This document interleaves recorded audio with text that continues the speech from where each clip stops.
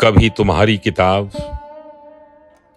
कभी हमारी किताब, कभी किसी और की किताब और उसमें मेरी कला। कभी किताब देने, कभी किताब लेने, कभी महफिलों में साथ साथ, कभी महफिलों में बहुत दूर से एक झलक भर,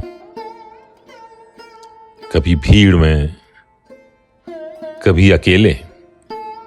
एक शख्स कभी मिलता रहा, कभी बिछड़ता रहा, कभी लंबी बातों के सिलसिले, कभी अंतहीन दूरियां।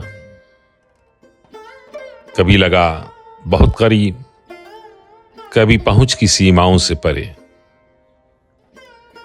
कभी रूह का हिस्सा, कभी कोई नहीं। कभी सुख में बहा आंसू, कभी दुख में बहा आंसू। कभी राग, कभी वीतराग। कुछ लोग जिंदगी में नहीं, समय में बसते हैं।